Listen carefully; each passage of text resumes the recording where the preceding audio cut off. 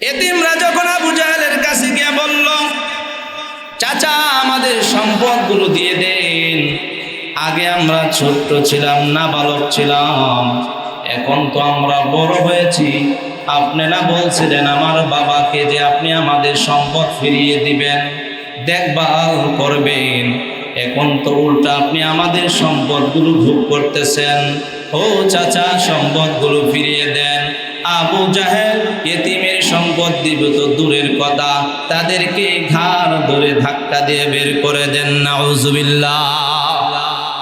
ইতিম কোথায় যাবে? কারো কাছে বিচার পায় না, সমাজের কাছে যায়। সমাজের কিছু মানুষ তাকে নোংরা, আছে না নাই? এই জোরে বলেন, আছে না নাই? সমাজে এমন কিছু মানুষ তাকে ব্যবসা নাই, বাণিজ্য নাই, কিচ্ছু নাই, সাদাবাজি করে খায়, আছে না নাই? জোরে বলবেন না। ব্যবসা নাই, বাণিজ্য নাই, চাকরি নাই, ঢাকা শহরে চলে কেমনে, ফ্ল্যাট কিনে কেমনে, একদিনও তো আপনারা জিগান নাই। কথা বলুন ঠিক কিনা? শানে নজরুলটা আমরা আগে জেনে নিই। কোন কোন মুফাসসির কেরাম বলছেন আবু জাহেল সম্পর্কে এই সূরা নবীজি সাল্লাল্লাহু আলাইহি ওয়াসাল্লামকে আল্লাহ তাআলা সম্বোধন করে বলছেন, আরাআইতাল্লাযী ইউকাযযিবু বিদ্দীন, হে রাসূল আপনি কি দেখেছেন যারা কর্ম দিবসকে অস্বীকার করে, অবিশ্বাস করে? রাসূলকে বলে তামাম জগতের সকল মানুষকে মূলত লক্ষ্য করে বলা, ইমানদারদেরকে লক্ষ্য করে বলা, আপনি কি দেখেছেন, মানে আপনি কি আলাম তাআলাম, আপনি কি জানেন যারা কিয়ামত দিবসকে বলেন কি করে, অস্বীকার করে? এই সূরার ভিতরে কিয়ামত দিবসকে যারা অস্বীকার করে তাদের দুইটা বৈশিষ্ট্য আল্লাহ পাক পরের দুটি আয়াতে জানিয়ে দিলেন। আল্লাহ পাক পরে কি বলছেন? আরাআইতাল্লাযী ইউকাযযিবু বিদ্দীন ফাযালিকাল্লাযী ইয়াদউল ইয়াতীম। আল্লাহ পাক বলেন, হ্যাঁ নবী আপনি কি জানেন কিয়ামত দিবসকে তারা অবিশ্বাস করে? ফাযালিকাল্লাযী ইয়াদউল ইয়াতীম, তারা তো ওই সব লোক যারা ইয়তীমদেরকে ধাক্কা দিয়ে তাড়িয়ে দেয়। ওয়ালা ইয়াহুদ্দু আলা তুআমিল মিসকিন, আরেকটা বৈশিষ্ট্য হলো তাদের যে তারা অসহায় মিসকিনদেরকে খানা খাওয়াইতে একে অপরকে উৎসাহিত করে না। তাহলে যারা কিয়ামতকে বিশ্বাস করে তাদের প্রথম বৈশিষ্ট্য আল্লাহ জানিয়ে দিলেন যে রাসূল তারা ওই সব লোক যারা ইয়তীমদেরকে তাড়িয়ে দেয়, ইয়তীমদেরকে ধমক দেয়। দ্বিতীয় হলো তাদের আরেকটা বৈশিষ্ট্য যে এরা অসহায় দুর্বল শ্রেণীর মানুষদেরকে খাদ্য দানে দিতে উৎসাহিত করে না, অর্থাৎ নিজেও দেয় না এবং আরেকজনকে দিতেও বলে না, বলে দৌড় বেড়া বাদ দে, হুজুররা কি বলে, কোরআনে কি বলে, এইসব বাদ দে, নিজে কামাই কর, নিজে খা, অন্যের দিলে কোনো লাভ নাই, বলে নাউজুবিল্লাহ। ইয়তীমদেরকে ঘাট ধরে তাড়িয়ে দেয়, ইয়তীমদের সাথে কঠোর ব্যবহার করে। নবীজি সাল্লাল্লাহু আলাইহি ওয়াসাল্লাম নিজেও ইয়তীম ছিলেন, আমরা জানি না সবাই? আল্লাহ পাক কোরআনে কারিমে এক জায়গায় বলেন, আলাম ইয়াজিদকা ইয়াতীমান, আল্লাহ পাক বলেন আলাম ইয়াজিদকা ইয়াতীমান ফাআওয়া, হে রাসূল আপনাকে আল্লাহ তাআলা ইয়তীম অবস্থায় পায় নাই আর আপনি কি তিনি আশ্রয় দেন নাই? হ্যাঁ নবীজি আপনি তো দুনিয়াতে আগমনের আগে আপনার বাবা ছিল না, আর দুনিয়াতে আসার 6 বছরের মাথায় আপনার মাতা ইন্তেকাল করেছে। এরপরে আপনাকে লালন পালন করেছে দাদা আব্দুল মুত্তালিব। 8 বছর যখন আপনার বয়স আপনার দাদাও ইন্তেকাল করেছে। এরপরে আপনার অভিভাবক ছিলেন আপনার চাচা আবু তালেব। তাহলে নবীজি কি ছিলেন বলে জুড়ে বলেন না, কি ছিলেন? এতিম ছিলেন। আল্লাহ পাক কোরআনে কারিমে জানিয়ে দিলেন, ফাআম্মাল ইয়াতীমা ফালা তাকহার, হে রাসূল আপনি এতিমদের সাথে কঠোর হবেন না। ওয়া আম্মাস সাইলা ফালা তানহার, আর সায়েলদেরকে ধমক দিবেন না। কোন অসহায় মানুষ যদি আপনার কাছে কিছু চায় তাহলে তাকে ধমক দিবেন। আমাদের কিছু বদ অভ্যাস আছে, কোনো কিছু যদি কেউ চায় আমরা তাদেরকে দেই তো নাই, আবার তাদের সাথে রং ব্যবহার করি, ধমক দেই। আপনি যদি তাকে ধমক দেন, নারাজ হবে কে বলেন? জোরে বলেন, নারাজ হবে কে? আল্লাহ পাক জানিয়ে দিচ্ছেন এতিমদের সাথে তোমরা খারাপ আচরণ করবে না, এতিমদের মাল তোমরা খাবে না। কোরআনে কারিমে এক জায়গায় আল্লাহ পাক বলেন, وآتوا اليتامى أموالهم ولا تتبدلوا الخبيث بالطيب, তোমরা এতিমের মাল পাও না তাদেরকে বুঝিয়ে দাও, আর এতিমের ভালো মালগুলোকে তোমরা খারাপ দ্বারা খারাপ মাল দিয়ে পরিবর্তন করিও না। আল্লাহ পাক বলেন, ওয়ালা তাকুলু আমওয়ালাহুম ইলা আমওয়ালিকুম, এবং তাদের মালগুলো তোমাদের সাথে মিশ্রিত করে ভক্ষণ করিও না। অন্ধকার যুগে এমন ছিল, বিশেষ করে আবু জাহেলের একটা স্বভাব ছিল, যখন দেখতো কোন মানুষ মুমূর্ষ অবস্থায়, মৃত্যুর পথ যাত্রী, আবু জাহেল কাছে গিয়া বলতো, রে ভাই মনে হয় তুমি আর বেশি দিন বাঁচবে না, কিন্তু ভাই টেনশন করো না, তোমার ছোট্ট ছোট্ট বাচ্চাদেরকে নিয়ে তুমি টেনশন করো না, কারণ আমি এগুলোর অভিভাবক, এদের দায়িত্ব আমি পালন করব, এদের সম্পদগুলো আমি দেখে শুনে রাখবো। আবু জাহেল ঘুরে ঘুরে এই কাজগুলো করার পরে যখন এই অভিভাবক হইতো এতিমদের, আর এতিমদের মালগুলো তখন আর ফেরত দিত না। এমন এক ঘটনা, এক এতিমের সম্পদ তার কাছে ছিল। এতিমরা যখন সাবালক হলো, এতিমরা যখন আবু জাহেলের কাছে গিয়ে বলল, চাচা আমাদের সম্পদগুলো দিয়ে দেন, আগে আমরা ছোট্ট ছিলাম, নাবালক ছিলাম, এখন তো আমরা বড় হয়েছি, আপনি না বলছিলেন আমার বাবাকে যে আপনি আমাদের সম্পদ ফিরিয়ে দিবেন, দেখভাল করবেন, এখন তো উল্টা আপনি আমাদের সম্পদগুলো ভোগ করতেছেন। ও চাচা সম্পদগুলো ফিরিয়ে দেন। আবু জাহেল এতিমের সম্পদ দিব তো দূরের কথা, তাদেরকে ঘাড় ধরে ধাক্কা দিয়ে বের করে দেন। নাউজুবিল্লাহ। এতিম কোথায় যাবে? কারো কাছে বিচার পায় না, সমাজের কাছে যায়। সমাজের কিছু মানুষ তাকে নোংরা, আছে না নাই? এই জোরে বলেন, আছে না নাই? সমাজে এমন কিছু মানুষ থাকে, ব্যবসা নাই, বাণিজ্য নাই, কিচ্ছু নাই, সাদাবাজি করে খায়, আছে না নাই? জোরে বলবেন না। ব্যবসা নাই, বাণিজ্য নাই, চাকরি নাই, ঢাকা শহরে চলে কেমনে, ফ্ল্যাট কিনে কেমনে, একদিনও তো আপনারা জিগান নাই, কথা বলুন ঠিক কিনা? এদিন কোথাও বিচার পায় না, মক্কার অলিতে গলিতে ঘুরে আর গিয়া বলে, ভাই আমার সম্পদ আবু জাহেল দখল করেছে। সমাজের নোংরা নেতারা বলে, যদি একবার দাও তাহলে নিয়ে দিব। বলে, আমরা এতিম, এই সম্পদ আপনারা যদি খেতে চান, না আপনাদেরকে খাইতে দিব না।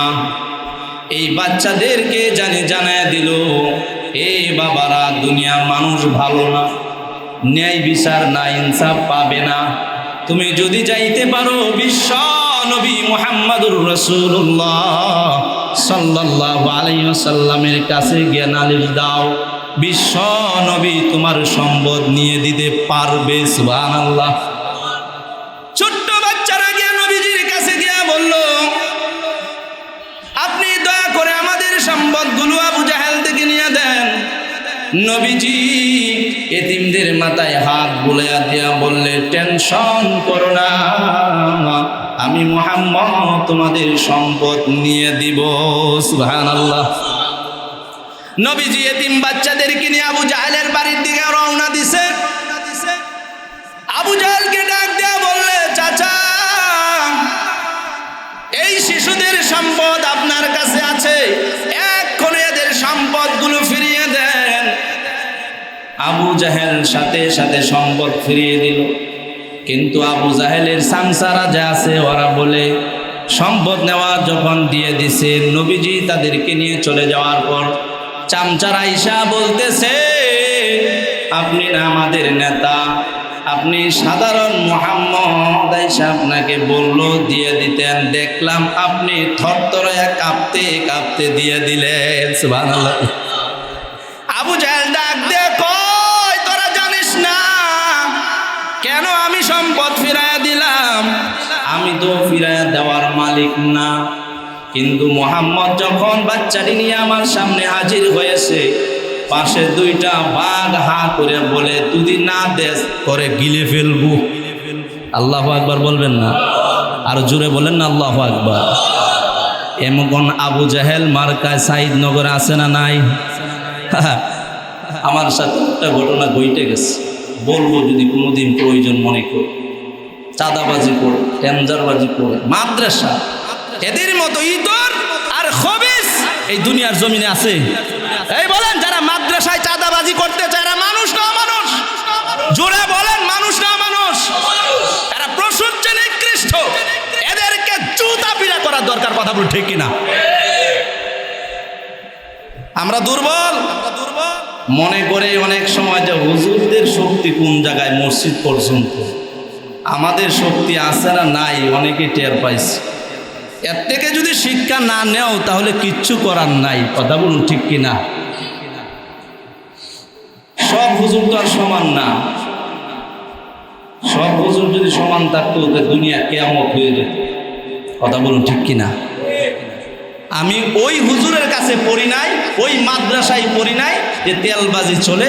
আমি যাদের কাছে পড়ছি সিংহের মতো দেখতাম, বাতিলের বিরুদ্ধে কথা বলতেন, চাঁদাবাজদের বিরুদ্ধে কথা বলতেন, সন্ত্রাসীর বিরুদ্ধে কথা বলতেন। আমরা ওই উস্তাদের ছাত্র, আমরাও কোনো চাঁদাবাজির কাছে মাথা নত করব না। কথা বলুন ঠিক কিনা? আল্লাহ হেফাজত করুক, বলেন আমিন। দুঃখের সাথে বলছি, বাকিটা আর বললামই না। আল্লাহ হেফাজত করুক, বলেন আমিন। এদেরকে হেদায়াত দিক, বলেন আমিন। আবু জাহেল কি সুন্দর এতিমের সম্পদ বক্ষণ করে খায়, আর শরীরটা বড় স্বাস্থ্যবান হয়ে বেড়ায়। ওই আবু জাহেলের শাস্তি আখেরাতে হবে কি হবে না বলেন? আবু জাহেল জান্নাতি না জাহান্নামী? কয় দিনের? খালিদিনা ফিহা। আল্লাহ বলেন চিরস্থায়ী জাহান্নামী, চিরস্থায়ী জাহান্নামী, চিরস্থায়ী জাহান্নামী। যে কথা বলছিলাম, ইয়েতিমের সম্পদ বক্ষণ করতে নিষেধ করেছেন কে বলেন?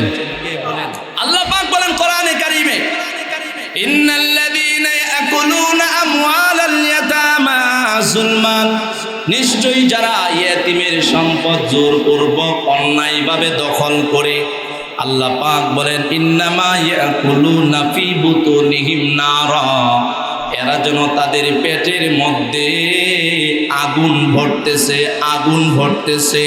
ওয়াসায়াসলাউনা সাঈরা, আল্লাহ পাক বলেন ও চিরেই তাকে জ্বলন্ত অগ্নিতে নিক্ষেপ করা হবে। যারা এতিমের মাল খায়, আল্লাহ পাক বলেন এতিমের সম্পদ যারা খায় এরা যেন পেটের ভিতরে আগুন ঢুকাইতেছে, আর অচিরেই তাকে জাহান্নামে নিক্ষেপ করা হবে, জ্বলন্ত অগ্নিতে নিক্ষেপ করা হবে। এতিমের মাল খাও মানে তোমার পেটে আগুন ঢুকাইতেছ। বলছেন কে? জোরে বলেন, বলছেন কে? আরো জোরে বলেন, বলছেন কে? আমরা অনেক সমাজে আছে ভাই, মারা যাওয়ার পরে চাচা এই এতিম বাচ্চাদের অভিভাবক হয়, আছে না আমাদের সমাজে? অথবা অন্য কেউ হয়, বড় হওয়ার পরে কি করে এই আপন ভাইয়ের সন্তানের সম্পদগুলো ইনিয়ে বিনিয়ে তার নামে নিয়ে নেয়, কলা কৌশল। এরকম ঘটনা ঘটতেছে না সমাজে, বলো অহরহ। আরে আবু জাহেল যে ঘটনা ঘটছে, এরকম আবু জাহেল তো এখনো আছে। আল্লাহ পাক বলে দিলেন যে এই কাজ খবরদার করতে পারবে না, বরং এতিমদেরকে তোমরা মহাব্বত করবে, এতিমদেরকে ভালোবাসবে। আল্লাহর নবী সাল্লাল্লাহু আলাইহি ওয়াসাল্লাম বলেন, আনা ওয়াকাফিরুল ইয়াতীমি ফিল জান্নাতি হাকাদা ওয়া ক্বালা বিইসবাইহি সাবাবাতি ওয়াল উসতা। নবীজি বলেন যে আমি এবং এতিমের অভিভাবক জান্নাতের ভিতরে এরকম ভাবে থাকবো। দুটি আঙ্গুল নবীজি তর্জনী এবং মধ্যম আঙ্গুল উত্তোলন করে বললেন, যেমনি ভাবে আমার আঙ্গুল দুটি পাশাপাশি, আমি এবং এতিমের লালন পালনকারী, এতিমকে যারা দেখভাল করে, এরা আমার সাথে জান্নাতে এরকম পাশাপাশি থাকবে। সুবহানাল্লাহ বলেন। এরপরও আমাদের সমাজে কিছু মানুষ বলে এই হুজুরদের ওয়াজ শুনে লাভ নাই, তুমি নামাজ নাই, রোজা নাই, ধোঁকাবাজি করো, সমাজে অন্যায় করবা, চাঁদাবাজি করবা, টেন্ডাসবাজি করবা, 2 নম্বরই করবা। তোমার বিবি জানে না তুমি হারাম খাওয়াইতেছো, আরে তোমার দুধের বাচ্চা জানে না ওর ভিতরে হারাম খাওয়াইতেছো। এই বাচ্চা বড় হইয়া তোমাকে কুকুরের মতো পিটাবে, কুকুরের মতো পিটাবে। কথা বলুন ঠিক কিনা? ঠিক কিনা? হারাম খাওয়ায় বড় করছো, এরপরে যদি বাইতুল মুকাররমে নয় মক্কায় গিয়াও যদি দোয়া করো, আল্লাহ মাফ করে দাও, আল্লাহ বলে মাফ করবো, তোর আগা গুড়া সব তুই হারাম ঢুকাইছ, খবেস তুই মক্কা থেকে বের হ। কথা বলুন ঠিক কিনা? ঠিক কিনা? এই জন্যই তো অনেকেই বলে দোয়া করলে দোয়া হয় না কেন, কবুল হয় না কেন? হযরতে মূসা আলাইহিস সালামকে আল্লাহ পাক বলছেন, হে নবী মূসা, মানুষ দোয়া কবুল করাইতে চায়, আমিও চাই তাদের দোয়াটা কবুল করি, কিন্তু ও তো হারাম খায় আইসা দোয়া করতেছে। এই একটু আগে হারাম খাইছি, একটু আগে একজনের কাছ থেকে টাকা নিছে, একটু আগে একজনের কাছ থেকে মাইরা টাকা আনছে, চিন্তাই কইরা, চুরি কইরা, এতিমের সম্পদ খায়া, মাল লুটপাট কইরা, হ্যাঁ, আর এখন আইসা দোয়া করি। আল্লাহ বলে এর দোয়া আমি কবুল কেমনে করবো? দোয়া কবুলের প্রথম শর্ত হালাল মাল খেয়ে দোয়া করতে হবে। কথা বলুন ঠিক কিনা? তাহলে আমাদের শিক্ষা কি নিলাম ওখান থেকে? যে আমরা অসহায় নিপীড়িত নির্যাতিত এবং এতিম মিসকিনদের সাথে কি করব? ভালো আচরণ করব। আর এই যে জান্নাতি, এই আখিরাতকে যারা অবিশ্বাস করে, কর্মফলকে যারা অবিশ্বাস করে, এদের বৈশিষ্ট্য হলো এতিমদেরকে ধাক্কা দেওয়া, মিসকিনদেরকে ধাক্কা দেওয়া, অসহায়দেরকে ধাক্কা দেওয়া। এটা কোনো ইমানদার, কোনো মুমিন, কোনো মুসলমান করতে পারে না। তাহলে 2 নম্বর বৈশিষ্ট্য হলো ওয়ালা ইয়াহুদ্দু আলা তুআমিল মিসকিন। এরা মিসকিনদেরকে খানা খাওয়ায় না, একজন নিজেও খাওয়ায় না, আরেকজনকে খাওয়াইতে বলে না। আল্লাহ রাব্বুল আলামিন জান্নাতের ভিতরে জান্নাতীদেরকে খুলে দেবে দরজা। এ জান্নাতীরা, জাহান্নামীদেরকে দেখো কেমনে জাহান্নামীরা দাউ দাউ করে জ্বলতেছে। জান্নাতীরা সবাই হেলান দিয়া দেখবে, হাইরে একই সাথে মহল্লায় আমরা ছিলাম, একই বাজারে আমরা ঘোরাফেরা করেছি, একই দোকান থেকে মার্কেট করেছি, একই জায়গায় চলাফেরা করেছি, আমার বন্ধু দেখা যায় জাহান্নামের মধ্যে দাউ দাউ করে জ্বলতেছে। আল্লাহ পাক কোরআনে কারিমে বলেন, ফি জান্নাত ইয়াতাসাআলুন আনিল মুজরিমিন মা সালাকাকুম ফি সাকার ক্বালু লাম নাকু মিনাল মুসাল্লিন ওয়া লাম নাকু নুতঈমুল মিসকিন। আল্লাহ পাক বলেন জান্নাতীরা, জান্নাতে জাহান্নামীদেরকে বলবে, মা সালাকাকুম ফি সাকার, এ ভাই সাকার নামক দুজকে কিসে তোমরা আসলা? কেন তোমরা সাকার নামক দুজকের মধ্যে আসো একটু বলো। আমরা তো একই সমাজে বসবাস করেছিলাম, একই এলাকায় ছিলাম, আমরা তো একই বাজার থেকে বাজার ঘাট করেছিলাম, কত জায়গায় আমরা একই সঙ্গে আড্ডা দিয়েছি, গল্প দিয়েছি। এ ভাই তুমি কেমনে সাকার নামক দুজকে তুমি আসলা? কোন অপরাধের কারণে আল্লাহ তোমাকে কেন ফালাইছে? জাহান্নামীরা বলবে, জাহান্নামীরা তখন বলবে, ক্বালু লাম নাকু মিনাল মুসাল্লিন, আমরা নামাজ পড়তাম না, মুসল্লি ছিলাম না, কোনোদিন মসজিদেও যাই নাই, এক ওয়াক্ত নামাজও পড়ি নাই। এই জন্যই আল্লাহ তাআলা আমাদেরকে সাকার নামক দোজখ দিয়েছে। আরও আমাদের সমস্যা, কয়েকটি সমস্যা ছিল। ওয়ালাম নাকুনু তুইমুল মিসকিন, আমরা কোনোদিন মিসকিনদেরকে খানা খাওয়াইতাম না, নিজে তো খাওয়াইতাম না এবং অন্যকে খানা দিতে উৎসাহ দিতাম না। তাহলে জাহান্নামীদের একটা বই দুইটা কারণ থাকবে। এক নম্বর কারণ কি? নামাজ পড়তো না। আরেকটা কারণ কি? অসহায় মানুষদেরকে খানা খাওয়াইতো না, খানা দিতে উৎসাহ করতো না। তাহলে এই জায়গার থেকে আমরা শিক্ষা নিব যে আমরা নিজেরা নামাজ পড়ব এবং অসহায় মানুষের পাশে আমরা দাঁড়াবো, নিজেও দিব, অন্যকেও দিতে উৎসাহিত করবো। কথা বলুন ঠিক কিনা? ইনশাআল্লাহ রাজি আছি তো? ইনশাআল্লাহ কথা বলবেন ভাইরা আমার। অল্প সময়ের জন্য মসজিদে আসেন, যদি আইসা বসে দেখেন মন খারাপ লাগে। আপনাদের চেহারাগুলো দেখলে মনে হয় যে বাসার থেকে রাগ করে আসছেন। হাসি খুশিতে থাকবেন, আল্লাহু আকবার বলবেন, আলহামদুলিল্লাহ বলবেন, সুবহানাল্লাহ বলবেন, আপনার আমল নামায় নেকি লেখা হবে। বলেন আরো জোরে বলেন না সুবহানাল্লাহ। তাহলে কি বুঝলাম? যে আমাদের এই কাজটা করতে হবে, মানুষদেরকেও খানা খাওয়াইতে হবে, মানুষদেরকে দেখভাল করতে হবে। আল্লাহ তাআলা আমাদের সকলকে সহিহ বুঝদান করে বলেন আমিন। এরপরে আয়াতে আল্লাহ পাক বলেন ফাওয়াইলুল লিল মুসাল্লিন, আল্লাহ পাক বলেন ধ্বংস দুর্ভোগ ওই সব নামাজীদের জন্য। কোন নামাজি? আল্লাহ পাক বলেন যারা তাদের নামাজের কথা ভুলে যায়, নামাজে অলসতা করে, নামাজের সময় হয়ে যাইতেছে নামাজ পড়ে না।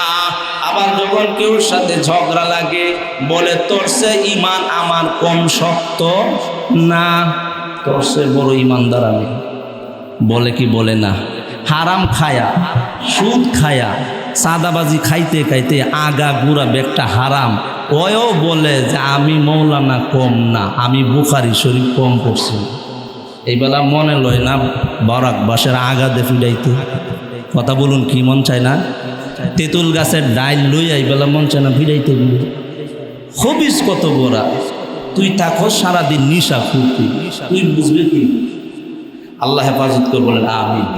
ফাওয়াইলুল লিল মুসাল্লিন, আল্লাহ পাক বলেন আল্লাযীনা হুম আন সালাতিহিম সাহুন, যারা তাদের নামাজের ব্যাপারে গাফিল থাকে। এরপরে বলে ওই মাঝে মাঝে পড়ে আল্লাযীনা হুম ইউরাউন, ও মাঝে মাঝে পড়ে লোক দেখায় দেখায় পড়ে যাতে মানুষ দেখে। আল্লাহ পাক বলেন এটা হলো মুনাফিক। মানুষকে দেখানোর জন্য যদি কেউ নামাজ পড়ে এটা মুসলমান নয়, এটা হলো মুনাফিক। মুনাফিকদের কাজ হলো এইটা, লোক দেখানো। মুনাফিকরা নবীর কয় হুজুর যুদ্ধে ডাক দেন না কেন? যুদ্ধে যাব। নবীজির যুদ্ধের তারিখ নির্ধারণ করে বললেন যাও, চলতে লড়াই করতে হবে, সংগ্রাম করতে হবে, যাও। তখন বলল হুজুর আমার শরীরটা দেখো ভালো না, কি করা যায়? যুদ্ধ পাঠাইছে সাহাবীদের সাথে, পিছন থেকে সাহাবীদেরকে বলে কে কয় কি কয় নবীর কাছে গিয়ে বলো আমরা পরে আরেকদিন একটা তারিখ করা যায় কিনা, এখন আরেকটু বুঝতে নেই। এই নবীজি বলে আল্লাহ তাআলা জিবরাইলকে পাঠাইয়া নবীকে জানায় দিলেন নবীজি এটি তো মুসলমান না, এটি হলো মুনাফিক। এটি কি বলেন? মুনাফিক। আর মুনাফিকদের কাজই হলো এই সমস্ত কাজ করা। মুনাফিকরা চাবে, আর মুনাফিকরা আল্লাহ পাক নিজেই জানিয়ে দিলেন, আমার কথা নয়, কোরআনে কারীমের কথা। আল্লাহ পাক বলেন ইন্নাল মুনাফিকুনা ইখাদিউনা আল্লাহ ওয়া হুয়া খাদিউহুম। আল্লাহ পাক বলেন মুনাফিকরা আল্লাহকে ধোঁকা দিতে চায়, আল্লাহর সাথে ধোঁকাবাজি করে, অথচ আল্লাহ তাদেরকে ধোঁকায় ফেলে রেখেছে। ওয়া ইযা কামু ইলাস সালাত কামু কুসালা, এরা যখন নামাজে দাঁড়ায় অলসতায় সহিত দাঁড়ায়, মানুষকে দেখানোর জন্য দাঁড়ায়। ইরাউনান নাসা, মানুষকে দেখানোর জন্য দাঁড়ায়। আল্লাহর নবী বলেন এইভাবে নামাজ পড়ো না, তোমরা এমন ভাবে নামাজ পড়বা আনতা আবুদাল্লাহ কান্নাকা فإن لم تكن تراه فإنه يراك أن تعبد الله كأنك تراه। আল্লাহর নবী বলেন তুমি যখন নামাজে দাঁড়াইবা, ইবাদতের মধ্যে দাঁড়াইবা, জিকির আজকার করবা, কোরআন তেলাওয়াত করবা, তখন মনে করবা তুমি আল্লাহকে দেখতেছো। فإن لم تكن تراه فإنه يراك, যদিও তুমি আল্লাহকে দেখো নাই, মনে রাখবা আল্লাহ তোমাকে দেখতেছে। সুবহানাল্লাহ।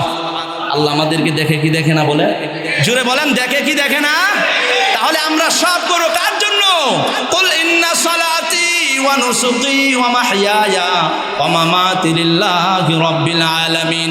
আল্লাহ পাক বলেন, হে নবী আপনি জানিয়ে দিন, আপনি বলুন, কুল ইন্না সলাতি, আমার নামাজ, আমার কোরবানি, আমার জীবন, আমার মরণ সব হবে আল্লাহর জন্য। সুবহানাল্লাহ। কার জন্য আমরা করব? আল্লাহর জন্য। শেষের আয়াতে আল্লাহ পাক বলেন ওয়ায়ামনাউনাল মাউন। অনেক লম্বা আলোচনা, এত সংক্ষেপে বলতেছি, তারপর টাইম হয়ে গেছে। শেষের আয়াতটা না বললে পুরা সূরাটা শেষ হবে না, এই জন্য সংক্ষেপে বলি। আল্লাহ পাক বলেন যে ওয়ায়ামনাউনাল মাউন, এরা কি করে? এই বাসা বাড়ির গৃহ সামগ্রী, নিত্য প্রয়োজন জিনিস দিতে মানা করে। এগুলি কি? যেমন দাও, বডি, হাড়ি, পাতিল, ডেক, ডেকসি, কুড়াল, নিত্য প্রয়োজনীয় আমাদের বাড়িতে আছে না? তো একজনের বাড়িতে দাও নাই, আপনার বাড়িতে বলছে একটু দাওটা দেও। তাই আল্লাহ বলেন যে এটা দিলে সব, না দিলে উচিত হইল দেওয়া, উচিত হইল কি দেওয়া। আল্লাহ পাক বলেন যারা খারাপ, এই মুনাফিকরা দিতে চায় না। কথা বলুন ঠিক কিনা? আগেকার গ্রামগঞ্জে এরকম ছিল, একটু লবণ নাই, পাশের বাড়ি থেকে একটা কৌটা থেকে লবণ মাইপে নিয়ে আসতো, পরের তারিখে বাজার করে লবণটা ফিরাই দিত, মরিচ দিয়ে 5টা নিয়ে আইতো, আবার মরিচটা ফিরাই দিত। এক বাড়িতে কোরাল ছিল, 10 বাড়িতে কাজ করছে, এক বাড়িতে কোদাল ছিল, 5 বাড়িতে কাজ করছে। কি সুন্দর সমাজ ব্যবস্থা ছিল। আল্লাহ পাক বলেন এইটাই হলো উচিত তোমাদের দেওয়া, কারণ তোমরা এক ভাইয়ের হাজত পূরণ করবে, আমি আল্লাহ তোমার হাজত পুরা করে দিব। বলেন না সুবহানাল্লাহ। আল্লাহ পাক বলেন যে এইটা হলো মুমিনদের কাজ। আর নবীজি বললেন আল্লাহু ফি আউনিল আবদি মা কানাল আবদু ফি আউনি আখিহি। আল্লাহ ওই বান্দার প্রতি ততক্ষণ সাহায্য করে, সহযোগিতা করে, সে যখন তার অপর ভাইকে সাহায্য করে। বলেন না সুবহানাল্লাহ। আর এখন সমাজ কি হয়েছে? এই দিদি বলে যে কুড়াল টাকা, কুড়াল ভাঙে গেছে কবেই, বেটা তুই এখন খবর লইছস, কুড়াল একটা কিনতে পারস না, কুদাল একটা কিনতে পারস না। কথা বলেন, এরকম হয়েছে না? এখন গড়ে আছে ওই নষ্ট, বলে কমে যদি বলে ফেলে না নষ্ট না ভালো, একদম সাইজ করে লাম, তুই কথা কর কে, বাপের বাইত পাঠায় দিন তোর একবারে বলবো 3বার। রাগ উঠছে না? উঠে না? বদমেজাজ হয়ে গেছে। উচিত হলো দেওয়া, দিবেন। এই দেওয়াটার মধ্যে কি মহাব্বত, কি ভালোবাসা।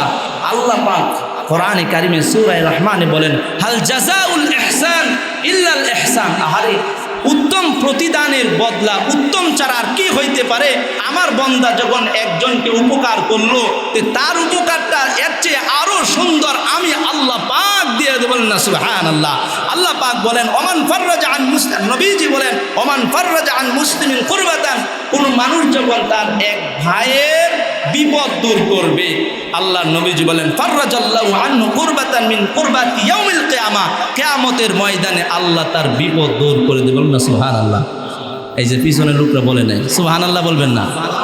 যে আমরা তো দেই না, সুবহানাল্লাহ করুন কে? হ্যাঁ, দিবেন, সব দিবেন, চাইলে সহযোগিতা করবেন, টাকা নাই ধার দিবেন, আর যারা নিবেন কথা মতো দিয়ে দিবেন। আপনার বাসায় একটা জিনিস আছে, চাইছে, দিবেন, তাহলে আপনি দিবেন তো আসমানের মালিক খুশি হয়ে যাবে। আল্লাহ পাক, আল্লাহর নবীজি বলেন ওমান কানা ফি হাজাতি আখিহি কানাল্লাহু ফি হাজাতিহি। যখন কোনো মানুষ তার অপর ভাইয়ের হাজত পুরা করে, আল্লাহ তাআলা ওই বান্দার হাজত পুরা করে দেন। সুবহানাল্লাহ বলেন। হাজত আপনার আমার যে কোনো সময় যে কোনো প্রয়োজন পড়তে পারে, কারণ মানুষ সমাজবদ্ধ জীব, তারা একজন আরেকজন তারা চলতে পারে না। সুতরাং আমরা একে অপরের সাথে মিলেমিশে থাকবো, দুঃখে সুখে থাকবো, মানুষের পাশে থাকবো, অন্যায়ের বিরুদ্ধে ন্যায়ের পথে থাকবো, অন্যায়ের বিরুদ্ধে কথা বলবো। আমরা অনেক সময় মনে করি, হাদিস শরীফের মধ্যে আল্লাহ রাসূল সাল্লাল্লাহু আলাইহি সাল্লাম বলছেন যে তোমরা যেখানে অন্যায় দেখবা তোমরা হাত দিয়ে বাধা দাও, না থাকলে জবান দিয়া, না থাকলে এরপরে হইল অন্তর দিয়া। ওনারা বলে কয় মানুষ যদি খালি গান বাজনা করে তারই বাধা দাও। আরে না, নবীজি বলেন শুধু এইটা না, কেউ যদি বাটপারি করে এর বিরুদ্ধেও দাঁড়াও, কেউ যদি চাঁদাবাজি করে এর বিরুদ্ধেও দাঁড়াও, কেউ যদি মহল্লায় ডিস্টার্ব করে এর বিরুদ্ধেও তোমরা ঐক্যবদ্ধভাবে দাঁড়াইয়া এই সমাজের কীটগুলোকে ধ্বংস করে দাও। আল্লাহ আমাদের কবুল করুক, বলেন আমিন। আমরা যারা সুন্নত পড়ি নাই, সুন্নত পড়ে নিই।